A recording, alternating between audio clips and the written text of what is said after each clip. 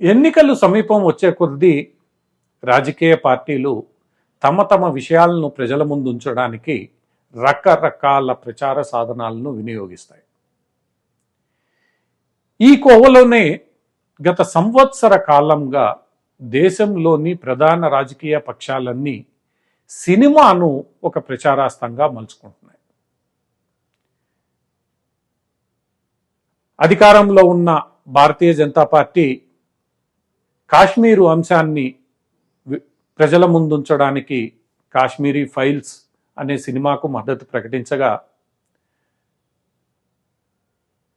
BJP ఐడియాలజీకి దగ్గరగా ఉండేవారు, ముఖ్యంగా కంగనా రనౌత్ ఇలాంటి నటీనటులు కాంగ్రెస్కి చెందిన ప్రముఖుల జీవితాలపై సినిమాలను విడుదల చేశారు.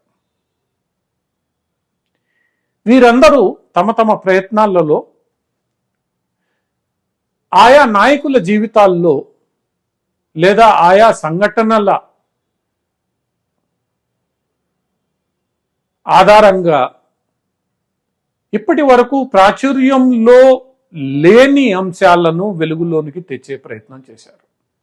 తద్వారా ఇంతవరకు వారికి సంబంధించి ఆయా సంఘటనలకు సంబంధించి దేశ ప్రజలలో అందుబాటులో ఉన్న సమాచారం సరైంది కాదు, అది పూర్తి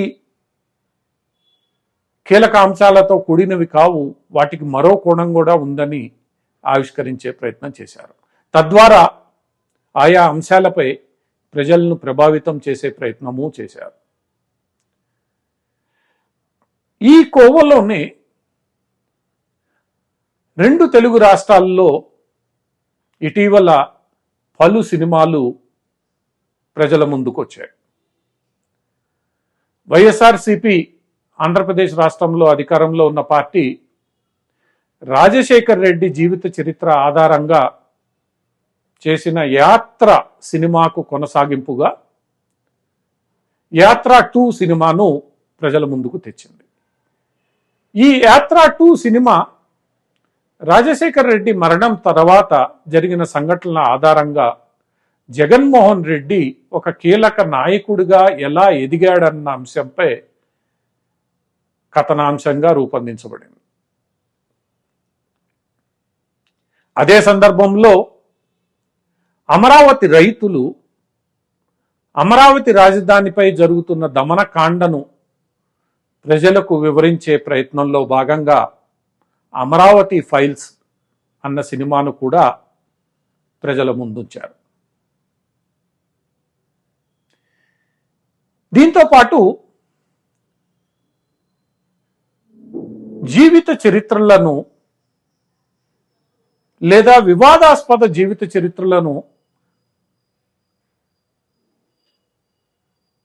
ఎంతో ఆసక్తికరంగా చూపించగలుగుతాడని పేరు గడించిన ప్రముఖ దర్శకుడు రామ్ గోపాల్ వర్మ అటు పవన్ కళ్యాణ్, చంద్రబాబులపై విషం చిమ్ముతూ వ్యూహం అనే సినిమాను ప్రజల ముందుంచారు.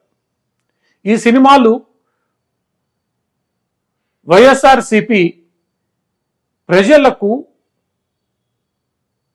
ఆయా కాలాల్లో జరిగిన సంఘటనలను తన వైపు వాదన ఏంటి అని చెప్పే ప్రయత్నం జరిగింది.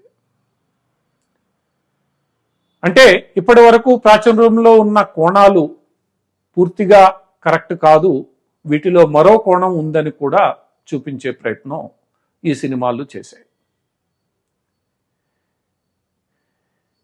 ఇదే సమయంలో తెలంగాణ రాష్ట్రంలో ముఖ్యంగా నాటి నైజాం కాలంలో జరిగిన సంఘటనల ఆధారంగా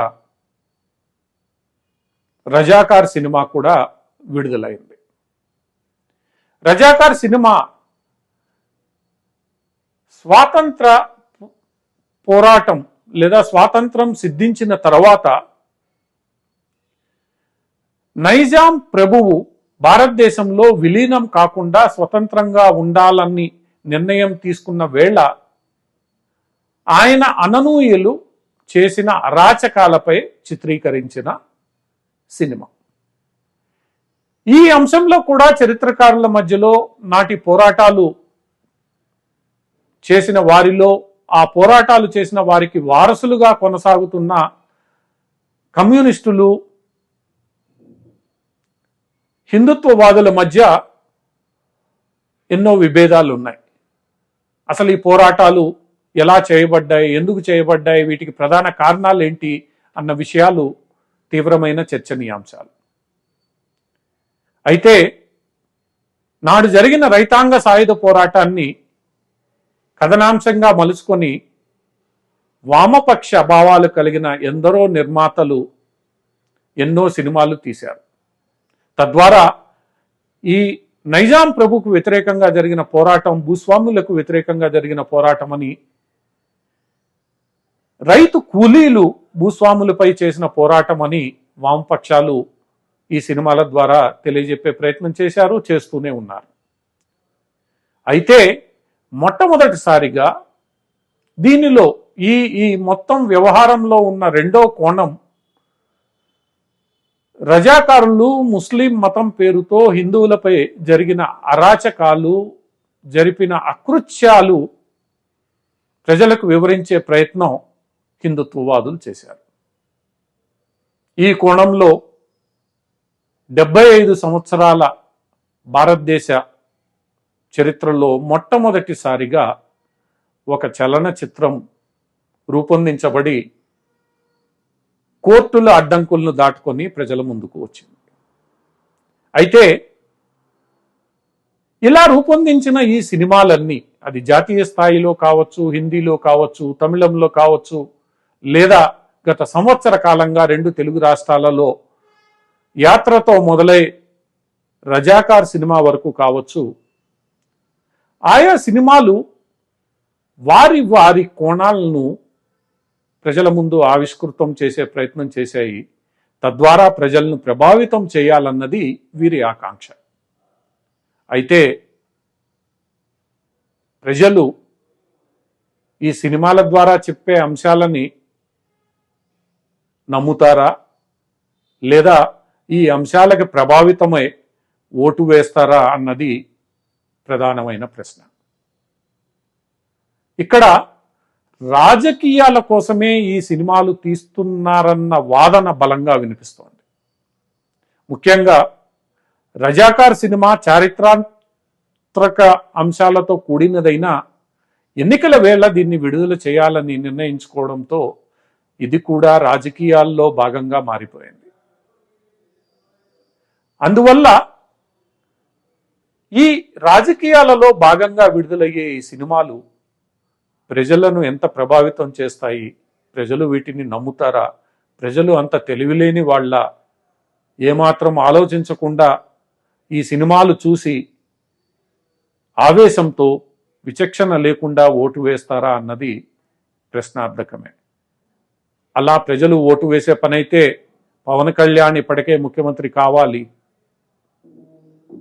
తమిళనాట కమల్ హాసన్ కూడా ముఖ్యమంత్రి కావాల్సిన అయి ఉండాలి. అందుకే ఈ సినిమాల ప్రభావం ఎంత మేరకు ఉంటుందో రాబోయే ఎన్నికలు స్పష్టం చేస్తాయి.